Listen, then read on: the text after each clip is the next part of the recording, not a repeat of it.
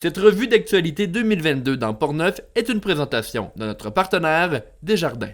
Mesdames et messieurs, bonsoir, bienvenue à cette émission spéciale de CJSR qui vise à faire un compte-rendu de l'année 2022 dans la région de Portneuf. Mon nom, c'est Danick Julien. Plusieurs événements ont fait du bruit de septembre à décembre dans la région de Portneuf. Évidemment, les élections ont eu une place importante cet automne dans l'actualité portneuvoise. De nouvelles places en garderie ont été créées dans Portneuf. Un nouveau centre commercial fera, lui, son apparition en 2023 à Pont-Rouge.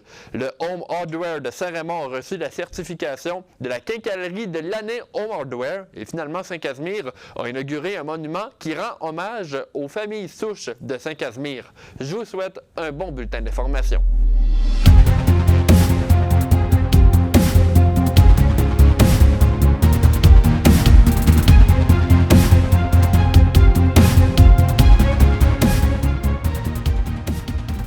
Et oui, la campagne électorale aura occupé une bonne partie de l'actualité durant le mois de septembre, alors que Portneuf comptait 7 candidatures.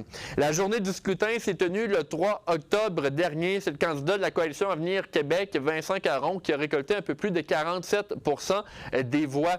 Il a obtenu un second mandat consécutif comme député de Portneuf. La deuxième candidate qui a reçu le plus de voix, c'était Jacinthe Evarel du Parti conservateur avec 30 % des votes.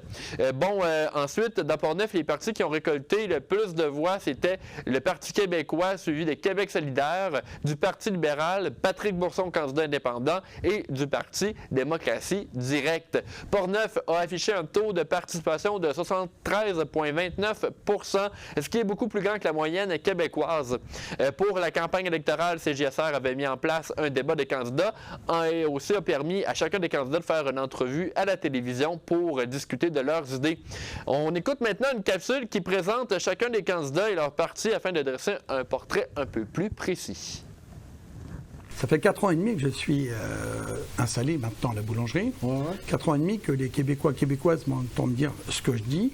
Et aujourd'hui, ils s'aperçoivent que tout ce que je leur ai dit il y a 4 ans et demi, 3 ans, chez Denis Lévesque, sur l'immigration, sur pas mal de gens, et ils disent, mais Patrick, on voit que c'est vous qui aviez raison. En fait, de base, moi, je suis pas quelqu'un de super partisan. Donc, sur le niveau, moi, je suis plus impliqué au niveau fédéral, au niveau provincial.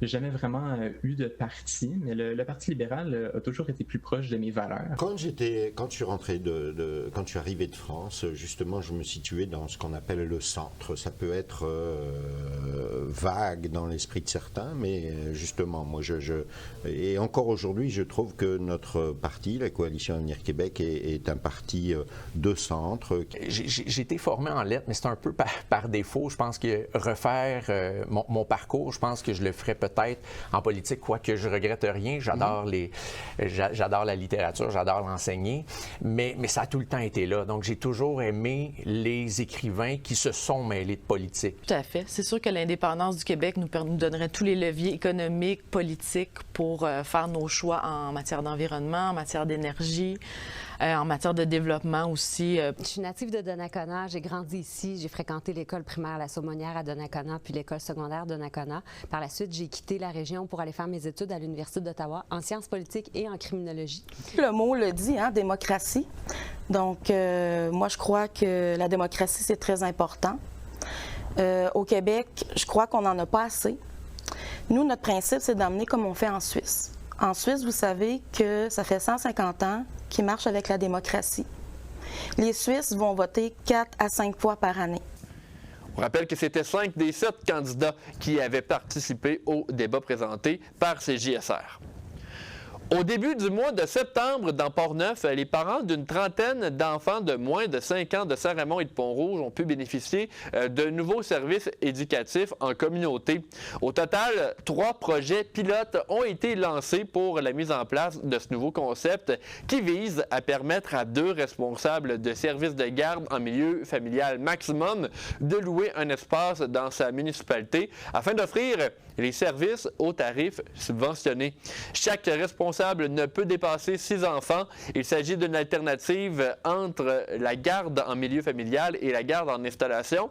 À Saint-Raymond, la ville a loué une barbinerie aménagée au centre multifonctionnel. Et à Pont-Rouge, 2 groupes ont été installés à la place Saint-Louis et un autre local a été aménagé à l'île Notre-Dame pour 6 autres enfants. D'autres initiatives sont vérifiées afin que le CPE, le Kangourou, pour ouvrir une centaine de places à travers Portneuf. On entend Nathalie Larochelle, directrice générale. Je voudrais ajouter que pour le territoire de Portneuf, le CPE-BC Le Kangourou a la capacité à son permis actuel d'offrir rapidement 100 nouvelles places. Et ce mode de garde en communauté, s'il crée un engouement, comme on le voit juste au cours des dernières semaines, les municipalités qui vont lever la main pour aller de l'avant, on pense que dans un délai de 8 à 12 semaines maximum, l'équipe du bureau coordonnateur peut faire en sorte que ces places-là soient déjà offertes aux parents. On invite donc les municipalités, les organismes communautaires qui ont des locaux qui seraient prêts, qui se prêteraient à ce mode de garde novateur, à contacter Geneviève Ouellette, directrice adjointe du bureau coordonnateur. L'édition 2022 du Festival de films pour l'environnement de Saint-Casimir a été qualifiée de succès par l'organisation alors que le thème de l'événement était « Garder la tête haute ». Ainsi, la 18e édition du FFPE se tenait pour la première fois au mois d'août, du 10 au 14 août dernier, au lieu du printemps depuis le début de l'événement. On se rappelle que le festival avait été annulé en 2020 et écourté en 2022. Le public était au rendez-vous pendant 3 jours de programmation, selon le directeur général et artistique, Léo Denis Carpentier. La combinaison avec les festivités du 175e anniversaire de fondation de Saint-Casimir aura été bénéfique.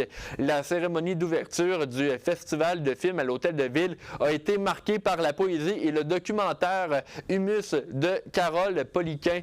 Stéphanie Perrault, comédienne, scénariste originaire et descendante d'une famille souche de Saint-Casimir, était l'invitée d'honneur de cette 18e édition. Pour le festival, 18 Kinoïtes, artistes en création cinématographique, se sont réunis à l'hôtel Le Couvent pour réaliser des courts-métrages d'un maximum de 7 minutes en seulement 72 heures autour du thème Saint-Casimir d'hier à aujourd'hui. La programmation a été complétée par un ciné-souper, des essais routiers, de véhicules électriques, des ateliers de cuisine, des conférences sur l'alimentation et un brunch. L'organisation annonce que la 18e édition du FFPE se tiendra du 8 au 13 août 2023 à Saint-Casimir avec le retour de la compétition internationale de films qui sera revalorisée avec un volet de solidarité internationale. Côté médiatique, dans Portneuf, on apprenait à la fin de l'été la fermeture du journal Le Martinet. Le député de Portneuf, Vincent Caron, avait convoqué une rencontre avec les acteurs médiatiques de la région pour trouver un moyen de faire perdurer le journal qui couvrait surtout le nord de Portneuf. Finalement, mais je voulais absolument mettre en place ce comité pour qu'une réflexion puisse au moins être amorcée. Durant la rencontre, on a abordé toutes sortes de pistes de solutions, notamment 2. Est-ce que Morgane Robitaille nous a présenté finalement la réalité économique du journal et on sait que c'est pas viable. Donc il faut forcément qu'on se tourne vers le communautaire. 2, et je voudrais pas entrer dans les détails, mais il y a des délais qui peuvent être longs si on crée un nouvel organisme. Donc là, on s'est dit, quelqu'un a proposé autour de la table de donner un coup de main en disant moi j'ai déjà cet organisme-là qui pourrait appuyer finalement la renaissance du journal Le Martinet. Selon le député, les médias locaux sont extrêmement importants pour la région. On l'écoute à ce sujet. J'ai voulu être à l'initiative de ce dossier parce qu'on entend, puis surtout en période électorale, il y a plein de gens qui s'expriment, qui dénoncent des situations, mais en réalité, je me suis rendu compte en parlant avec Morgane Robitaille que personne ne voulait agir ou personne n'avait levé la main. Donc on a rassemblé un petit comité de gens qui sont proches de la communication parce que pour moi, les médias, tels que le vôtre ou tels que le Martinet ou le Courrier de Portneuf, bien entendu, font partie de ce tissu dont on a besoin dans Portneuf. Pour solidifier notre ciment, on a besoin que l'information soit diffusée et le Martinet était un des vecteurs qui permettait de véhiculer justement cette information, plus dans le nord de Portneuf, puisqu'on sait qu'il ne couvrait pas tout le territoire. Donc il fallait, en tout cas moi je me suis dit, je ne peux pas rester impuissant face à ça, et je voulais vraiment provoquer cette rencontre. Au moment d'enregistrer ce bulletin d'information, le Martinet n'est pas de retour. Au mois de septembre, maintenant, la construction du futur centre commercial de Pont-Rouge d'une valeur de 10 millions de dollars a débuté avec une symbolique première pelletée de terre. Le carrefour Medway-Pont-Rouge sera d'une superficie de 55 000 pieds carrés et va abriter plusieurs bannières comme Super C, une Société des alcools du Québec, SAQ, et une succursale de la Banque nationale.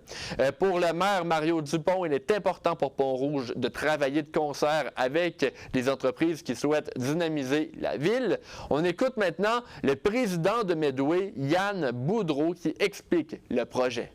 En cet effet, cet investissement de plus de 10 millions de dollars, s'ajoutant aussi aux 35 millions déjà investis dans le quartier Anastasie, permettra d'accueillir plusieurs grandes bannières comme Super C, merci, la SAQ, la Banque nationale, Dollarama, Mondou et plusieurs autres. À compter de l'été prochain, tout en bonifiant l'offre de services de santé et des logements locatifs dans les environs. Le nouveau centre commercial sera situé tout près du complexe santé Medway et d'un groupe de 155 nouveaux logements locatifs. L'ouverture est prévue pour l'été 2023. Un autre projet important de construction était fait dans Portneuf au mois de septembre. On parle évidemment du Centre provincial d'expertise en biomasse de Saint-Marc-des-Carrières, porté par Jean-Pierre Nault, qui est l'initiateur du projet. Ce futur centre d'expertise place Portneuf en tête de file au Québec pour l'utilisation de cette nouvelle énergie. La biomasse, pour ceux et celles qui ne le savent pas, représente la matière organique végétale, animale, bactérienne ou fongique, soit les champignons. Elle est souvent utilisée comme combustible afin de produire de l'énergie.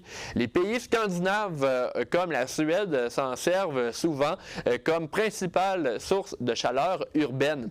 À Saint-Marc-des-Carrières, l'objectif principal, c'est de transmettre des connaissances et du savoir-faire pour opérer des systèmes automatisés de production de chaleur à partir de biomasse locale résiduelle. On entend Jean-Pierre Nault concernant les futures installations qui vont permettre de remplir l'objectif principal. Ici, c'est l'espace où va être installé le système de chauffage 300 kW. Bien, il y a un réseau de distribution qui va porter l'énergie vers les bâtiments chauffés. Okay? Puis, on a un réseau de distribution qui va venir porter l'eau chaude dans tous les espaces d'entrepôt. Ça, c'est des espaces qui vont être offerts en location. Okay. Donc, c'est des espaces d'entreposage chauffés à longueur. Le ciment va être coulé prochainement par-dessus toute la tuyauterie qui va chauffer les planchers. Ça nous prenait un consommateur d'énergie pour notre centrale de 300 kW de puissance. Donc, on a décidé de construire des entrepôts parce que c'est un service qui manquait sur le territoire. La mission première du centre d'expertise, c'est transmettre connaissances et savoir-faire pour opérer des systèmes automatisés de production de chaleur à partir de biomasse locale résiduelle. M. Nault explique aussi qu'un projet domiciliaire entièrement chauffé par la biomasse pourrait être possible grâce au centre d'expertise. On va chauffer aussi le bâtiment de la Chambre de commerce ici, puis on envisage éventuellement on peut aller porter l'énergie à environ 1 km avec un réseau souterrain isolé. Puis à 1 km, on perd à peu près 1 centigrade de chaleur sur 1 km de perte d'énergie. Donc on a un projet de construction d'une serre tout près du centre d'expertise ici. Puis éventuellement, pourquoi pas, un petit développement domiciliaire de mini-maisons où on chaufferait toutes les maisons avec notre 300 kW et aussi rue et trottoir. comme en Finlande. Ça serait ici éventuellement le développement domiciliaire. Oui, éventuellement, oui. On en discute, là, mais c'est un rêve qui s'approche tranquillement. Puis là, bien, il y a un centre de personnes âgées qui n'est pas très loin, ce qu'on voit la grosse bâtisse. Ça pourrait être bien intéressant que les gens aient accès à une serre communautaire. C'est une belle activité pour des personnes âgées de pouvoir aller, je sais pas moi, faire du jardinage. Du jardinage, oui, mais pratiquement à l'année dans la serre. Là. La ville de Saint-Marc-des-Carrières a acquéri un camion à échelle qui appartenait avant à Saint-Raymond pour aider ses pompiers à accéder plus facilement aux bâtiments en hauteur. Le camion actif depuis 1994 a été acheté au coût de 80 000 $. Il ne répondait plus aux besoins de Saint-Raymond. On écoute Marion Leclerc, le maire de Saint-Marc-des-Carrières, à ce sujet. Alors, étant donné que notre directeur de la protection des incendies nous a sensibilisés à la protection, évidemment, des pompiers et aussi à la qualification de son travail. Alors, le camion échelle va permettre de répondre aux risques que représentent les bâtiments en hauteur de 24 pieds et plus pour la ville, puis aussi les municipalités voisines. Il y a aussi, cette fameuse acquisition-là permettra de réduire les risques d'accidents aux pompiers, étant donné qu'ils accèdent au toit des bâtiments via une échelle portative. Alors là, on va remplacer cette échelle portative-là par le camion échelle ou camion à nacelle. Maintenant, on parle de la quincaillerie Home Hardware de Saint-Raymond qui a été nommée quincaillerie Home Hardware de l'année parmi 1100 magasins de la bannière au pays. Le prix a été remis en fonction de l'implication sociale, du service à la clientèle et de la valeur de l'entreprise. On écoute Sophie Denis, la propriétaire, concernant l'attribution de ce prix. C'est-à-dire en juin, on a su par Home Hardware en Zoom qu'on était le gagnant pour la région du Québec. Alors, au niveau de la quincaillerie, on était le marchand qui gagnait pour le Québec. OK. Après ça, automatiquement, tous ces marchands-là qui sont choisis par territoire, après ça, sont automatiquement inscrits au national, pour le Canada. Mais là, tu sais, la compétition, je veux dire, il y a des magasins qui c'est 50 000 pieds carrés, il y a des chiffres d'affaires de 40 millions. Ben oui. Là, les gens vont penser que je prends ma retraite, là, tu sais. Qu'on prend notre retraite, mais c'est pas ça du tout. C'est un prix qui était très cher à mon cœur. Pour Philippe Moisan, il explique qu'il est important de travailler avec son cœur. Selon lui, c'est de là que le succès peut provenir. La 17e édition du symposium de Rivière-à-Pierre s'est tenue les 24 et 25 septembre dernier. L'événement a attiré de nombreuses personnes, selon le président Mathieu Saint-Laurent. On l'entend à ce sujet. Nous sommes à 9 exposants. Habituellement, on est au-delà d'une quinzaine. La pandémie étant, parfois, certains artistes préfèrent remettre à l'année suivante. On a fait face à cette situation cette année. Mais nous avons 9 artistes très heureux d'être ici, dans le dynamisme et dans la brillance, ce qui a fait en sorte qu'on a eu un afflux de gens extraordinaire pour cette 17e édition. Le symposium sera évidemment de retour l'an prochain. Nous sommes maintenant au mois d'octobre 2022. Comme annoncé plus tôt dans la revue de l'année, c'est le gouvernement de la CAQ qui a été réélu pour les élections. Dans Portneuf, Vincent Caron a obtenu le plus de voix. Pour l'occasion, on va retourner en arrière et écouter les réactions qui avaient été enregistrées auprès de Vincent Caron seulement quelques minutes après l'annonce des résultats. Écoutez, soulagé, mais surtout très heureux d'avoir ce privilège de représenter une fois de plus les Portneuvoises et les Portneuvois. C'est un moment magique. Vous savez, une campagne électorale, c'est beaucoup d'efforts, beaucoup de présence sur le terrain, mais j'ai tellement senti une grande vague d'amour que ce soir, j'espérais secrètement que le résultat soit celui qu'on connaît ce soir, finalement. Mais écoutez, donc je vous dirais, soulagé, j'étais content que la campagne se termine parce que c'est fatigant, c'est éprouvant. Je voulais bien entendu remercier l'ensemble des électrices et des électeurs parce que c'est grâce à eux. Merci pour votre confiance. Merci à mon équipe de bénévoles parce qu'eux aussi ont fait un travail extraordinaire. Parlons maintenant d'une initiative de la Vélopiste de Portneuf et de la Jacques-Cartier en matière de camping rustique. La directrice générale de la Vélopiste, Marie-Christine Moras, s'est entretenue avec nous cet automne pour présenter un nouveau projet qui offre à la population plusieurs sites de camping en forêt. On écoute un extrait du reportage diffusé le 6 octobre dernier. En fait, ça relève d'Alexandra Goyer, qui est l'ancienne directrice générale, qui a mis en place 7 sites de camping sur la Vélopiste. Donc, on a à partir du kilomètre 56, où on se trouve présentement, jusqu'à Rivière-à-Pierre. Donc, on a 7 emplacements qui permettent aux gens de passer une nuit ou plus qu'une sur notre circuit au coût de 30$ par nuit. C'est vraiment très rustique. Donc, on a la toilette sèche qui est aménagée. On a un bidon d'eau qui est non potable, qui est laissé pour les usagers, pour le fonctionnement minimum. On a également un foyer qui est là, qui permet là, pour la nourriture ou pour un feu de joie en fin de soirée. Mais c'est nos patrouilleurs terrain, en fait, nos équipes d'entretien qui viennent à tous les jours, aux 2 jours, voir à l'entretien du site, récupérer les déchets également pour les prochains usagers à venir. La piste Jacques-Cartier a également procédé cette année à l'installation d'aménagements supplémentaires, comme des chaises Adirondack tout au long de son parcours. À Cap-Santé, pour l'occasion des Journées de la culture, la Société d'histoire de la municipalité a organisé la visite d'un lieu historique du fort Jacques-Cartier qui a joué un rôle très important dans la guerre de la conquête, la fameuse guerre de 7 ans. Bon, le fort Jacques-Cartier a été un poste important pour organiser des attaques lorsque Québec était occupé par les Anglais. Le lieu était aussi un endroit stratégique pour protéger Trois-Rivières et Montréal. On entend Dave Bélanger qui s'est occupé d'expliquer l'histoire du site lors de l'événement. On est en 1755. La guerre de 7 ans éclate. La guerre de 7 ans, c'est quoi? C'est ce qu'on appelle, nous, la guerre de la conquête. Et donc, ça oppose la Nouvelle-France et les colonies britanniques. Et là, il y a Montcalm, qui tout le monde connaît, donc Louis-Joseph Marquis de Montcalm, donc qui dit « Ouais, là, ça va pas bien.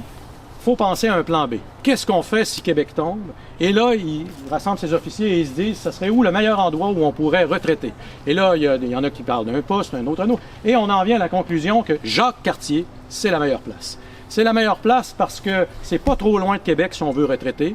Ça nous permet de protéger Trois-Rivières et Montréal si jamais on a besoin de protéger. Donc, c'est un site idéal. Et en plus, vous allez voir par la topographie du terrain tantôt, on est en hauteur, il y a des barrières naturelles qui sont presque infranchissables. L'événement a été tellement accueilli avec succès que la Société d'histoire de Cap-Santé envisageait de reproduire l'activité dans le futur après avoir observé un franc succès. Une ressource permettant aux personnes de mobilité réduite de connaître l'accessibilité des commerces et bâtiments publics de la région a été lancée cette année par l'Association des personnes handicapées de Portneuf, le PHP. L'outil nommé Accessibilité Portneuf permet à la population de consulter un site web où 592 lieux de Portneuf sont répertoriés afin de connaître leur accessibilité. Chacun des lieux dispose d'une fiche bien détaillée. On écoute Marie-Josée Gay, la DG de la PHP, à ce sujet. Alors, vous voyez un peu là, le projet de répertoire web était à la base parce qu'on sait que le territoire il est grand dans Portneuf. Hein. Les déplacements ne sont pas nécessairement faciles. Donc, on voulait que les gens puissent s'informer avant de se déplacer si les lieux sont accessibles ou non. Je vais au restaurant avec ma famille. Est-ce que ça va être possible pour moi de rentrer ou rendu là, on va être buté à un obstacle? Donc, c'était toujours ça qu'on avait derrière la tête. On avait aussi derrière la tête un peu, Thierry l'a parlé, mais le message qu'on veut passer, c'est que l'accessibilité, c'est pas juste pour ceux qui vivent en situation de handicap. Pour le chargé de projet Thierry Mathis, les commerçants ont somme toute été réceptifs au projet de la PHP. C'est clair que nous, on faisait des commentaires s'il y avait des difficultés, par exemple simplement un petit seuil ou des choses comme ça, ou de la peinture qui est sur un stationnement qui est déficiente, qui est non présente. Fait qu'on le faisait souvent, on faisait des remarques. Certains, on voit qu'ils ont vraiment à cœur de le faire, puis de changer ça rapidement. Et puis d'autres, on voit qu'ils ont d'autres préoccupations. Le site d'accessibilité Portneuf est dès maintenant accessible.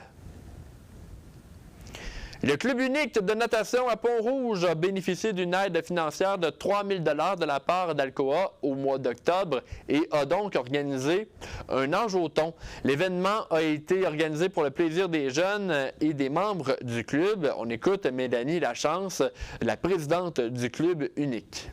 En fait, là, on a appelé ça le nage au thon, mais les sous sont entièrement ramassés par le programme Action qui nous donne un montant de 3 000 $ aujourd'hui. On les remercie beaucoup.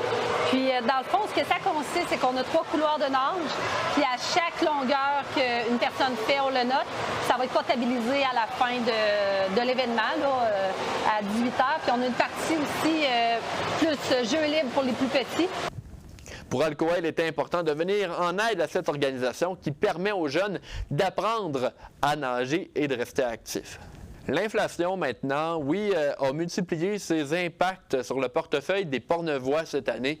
Pour Christian Hébert de l'Union des producteurs agricoles du Québec, le gouvernement doit faire de plus en plus d'efforts pour les agriculteurs en ces temps où la guerre en Ukraine perdure. On l'écoute maintenant. Entre autres, au niveau fédéral, la guerre économique qu'a décidé de mener le gouvernement fédéral avec la Russie, on le comprend, on est solidaire, mais ils ont décidé de mettre le poids des taxes aux engrais, impactés avec cette guerre-là, sur le dos des producteurs. Nos producteurs ne passeront pas à travers. Et pour le fédéral, c'est facile à faire parce que c'est le gouvernement du Québec qui, en bout de ligne, devrait éponger ces déficits-là dans nos assurances. C'est très technique, là, mais ce phénomène-là, ça impacte énormément le prix des aliments que vous retrouvez dans votre assiette. L'UPA était à l'écoute des candidats lors de la campagne électorale et souhaite voir des efforts concrets pour garantir la sécurité financière des producteurs agricoles. La Licorne, une nouvelle maison des jeunes pour les moins jeunes, oui, a fait son apparition dans Portneuf alors que l'organisme Le Halo a porté le projet dans les derniers mois. Le but, c'est d'offrir aux personnes seules ainsi qu'à celles qui vivent avec des problématiques telles que les troubles cognitifs une multitude d'activités. On entend la directrice générale du Halo, Mme Isabelle Moffett, à ce sujet. Notre nouveau bébé du côté de l'entraide, donc c'est un peu une formule maison des jeunes pour les moins jeunes. Donc il va y avoir tout plein d'activités ici. On veut que ce soit ouvert à tout le monde.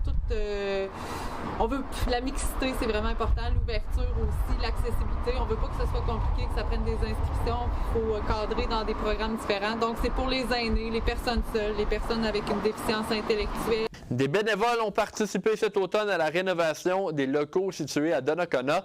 Voici le chargé de projet, Marc Duval.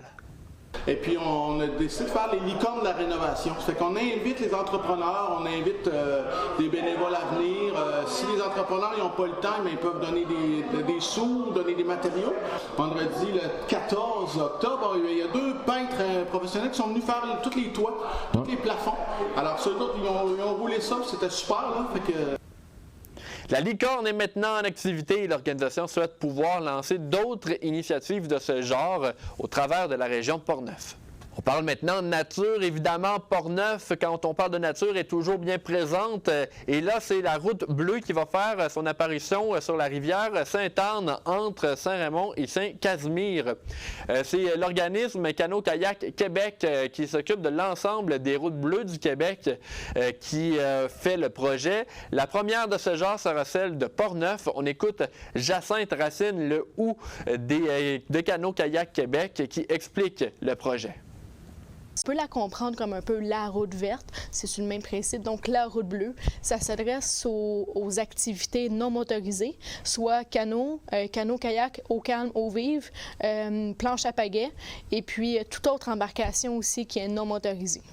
À Saint-Casimir, cet automne, on inaugurait un monument rendant hommage aux 39 familles souches qui sont à l'origine du village.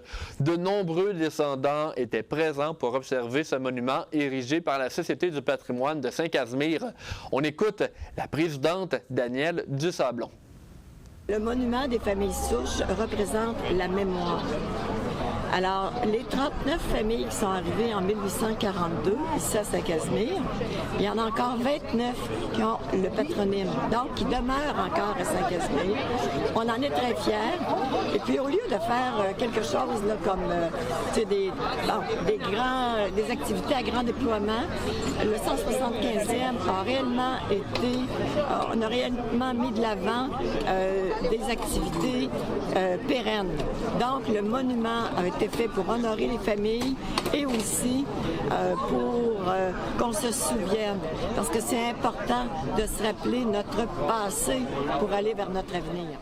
Et voilà, c'est complet pour la revue de l'année. On a toutes les éditions possibles et disponibles pour vous sur notre page YouTube. Donc, vous pouvez regarder CJSR, la télévision portneuvoise. Et évidemment, là, toutes nos rediffusions d'Info CJSR s'y trouvent aussi. Là-dessus, moi, je vous retrouve le 12 janvier prochain, jeudi, en fait, pour la prochaine édition d'Info CJSR. Je vous souhaite de passer un bon temps des fêtes.